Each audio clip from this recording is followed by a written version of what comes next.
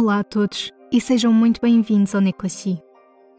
Hoje vou falar da quarta e última parte da minha primeira viagem ao Japão. Muito obrigada a todos os que têm acompanhado a história desta viagem até aqui. Foi mesmo uma experiência maravilhosa e fico muito contente por poder partilhá-la convosco. Por isso, se estão a gostar desta história, por favor, deixem o vosso like e subscrevam o canal. Para quem ainda não viu as partes anteriores, vou deixar os links na descrição. Recomendo que deem uma vista de olhos, porque estão a perder partes incríveis da viagem. Vou começar por falar do santuário shintoísta de Fushimi Inari, em Kyoto, que é outro templo deslumbrante e é outra passagem obrigatória para todos os turistas. Este é um santuário dedicado a Inari, o deus do arroz. Aqui é possível encontrar algumas estátuas de raposas que são consideradas os mensageiros de Inari. Quem estiver interessado em fazer uma oração, poderá fazê-lo seguindo as regras de etiqueta. Em primeiro lugar, é preciso curvar-se ligeiramente. De seguida, oferece-se uma moeda de 5 ienes, puxando depois a corda do sino 2 vezes. Depois basta fazer o pedido ligeiramente curvado e com as mãos juntas. Depois da reza podemos comprar um lema, que é uma placa de madeira onde podemos escrever os nossos desejos e depois pendurá-los para que sejam enviados aos deuses. Outra opção também pode ser comprar amuletos da sorte, que acabei por comprar alguns para oferecer aos meus familiares, e também podemos comprar um omikuji, que é um pedaço de papel que vai revelar a nossa sorte. Apesar das estátuas e de o santuário em si serem muito bonitos e interessantes de se visitar, acho que é seguro dizer que a atração principal do templo é o Senbon Tori, que é um corredor com mais de 30.000 toris.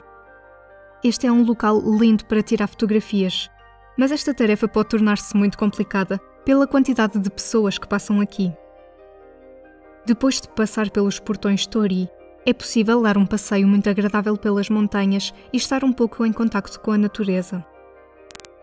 Ainda em Kyoto, também visitamos o Kinkakuji, também conhecido pelo nome de Pavilhão Dourado, e a Floresta de Bambu, que mais uma vez são locais lindíssimos para visitar. No dia seguinte saímos de Kyoto e fomos para Hakone, um local muito conhecido pelas suas onsen, ou águas termais. E vou ser sincera, sempre achei que termas era algo que não fazia muito efeito, que era algo que se fazia mais para relaxar do que propriamente por motivos de saúde. Mas tenho de admitir que estava redondamente enganada. Neste dia, eu já não podia com os meus pés. Andámos tanto e com o calor os meus pés incharam. Então os meus sapatos começaram a aleijar-me e sempre que dava um passo era uma dor que tinha de aguentar. Mas no dia a seguir, depois de ter relaxado nas onsen, os meus pés estavam como novos. Eu nem podia acreditar. Por isso também recomendo que experimentem umas onsen quando forem ao Japão, principalmente depois de já terem visitado alguns locais para poderem recuperar as energias para continuar a viagem. Toda a experiência que tive na onsen foi fantástica, desde ter de vestir o yukata até poder aproveitar estas águas quentes enquanto tinha uma bela vista natural à minha frente. Fiquei com alguma inveja de uns colegas de viagem que mudaram o itinerário para passarem esta noite no Mariokan, ou seja, um estabelecimento de hospedagem tradicional, onde tinham uma onsen privada e puderam assistir a uma cerimónia do chá.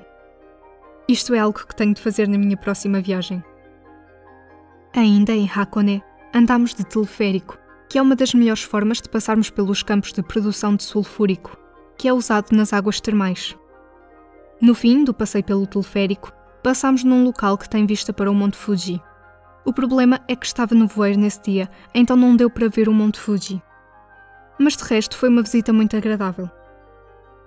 Terminada a estadia em Hakone, passámos para o destino final, Tóquio. Em Tóquio visitámos o santuário shintoísta Meiji e o templo Asakusa Kannon, que são locais deslumbrantes. Mas de todos os templos e santuários que visitei, acho que o templo Todaiji e o santuário de Fushimi Inari foram mesmo os melhores. Mas se fizerem uma viagem focada só em Tóquio, estes são 2 locais que recomendo visitarem. Ainda subi à Torre Tóquio, obviamente. Dentro desta torre tem uma loja dedicada inteiramente a One Piece. Sim, para mim isto foi o melhor da torre. Até porque já tinha subido a Torre Eiffel e a experiência é relativamente parecida. À noite, aproveitei para ir a Shibuya, onde pude ver a estátua dedicada ao Hachiko. Só que como era de noite, não consegui tirar nenhuma foto boa. Neste local também fui ao Starbucks, que nunca tinha ido. Sim, foi preciso ir ao Japão para ir a um Starbucks, mas sinceramente também não achei nada de muito especial. O último dia da viagem foi dia livre, e como não podia deixar de ser, uma vez que sou otaku, tive de ir a Akihabara. Gostei bastante do local, só que estava à espera de mais. Acho que uma parte da minha desilusão se deveu ao facto de estar sozinha. E atenção, este foi o único dia em que andei sozinha. Então acabei por não ter coragem a ir a locais que gostava de experimentar, como um meio de café. Outro motivo que me levou a não gostar tanto deste dia foi porque fui abordada por homens, que obviamente não conhecia de lado nenhum, e que me convidaram para ir tomar um café ou assim, e isso deixou-me um bocado assustada. Assim que eu recusava, eles iam-se embora, mas foi algo muito estranho, e como se eu falar um pouco de stalkers no Japão, acabei por ficar com medo que algo me começasse a seguir. Pode ter sido só algo da minha cabeça, mas definitivamente não me senti segura. Por este motivo, não recomendo de forma alguma a raparigas a andarem sozinhas, mesmo em plena luz do dia, pelo menos em Akihabara. Mas para não acabar esta viagem de forma negativa, quero partilhar convosco uma peripécia que aconteceu na noite em que fui a Shibuya com um casal espanhol que conheci na viagem. Nós estávamos à procura da entrada da estação de metro para ir para Shibuya e não encontrávamos, e o mapa também não nos estava a ajudar. Então, como percebo um pouco de japonês, tentei perguntar a duas japonesas se sabiam onde era, e elas foram super simpáticas. Elas também não sabiam onde era, mas procuraram connosco, e depois até nos levaram ao local. Conversámos um pouco com elas e elas comentaram como era bom que alguns estrangeiros soubessem japonês, porque elas não percebiam nada de inglês. Foram mesmo muito simpáticas e prestáveis. E esta foi a minha viagem ao Japão. Muito obrigada por terem acompanhado a minha história até aqui. Espero que vos tenha ajudado de alguma forma, nem que seja a fazer o vosso itinerário ou a perceber melhor que sítios é que podem começar por visitar. Se gostaram da história ou se foi útil para vocês, por favor deixem o vosso like, comentem e subscrevam o canal. E é tudo por hoje.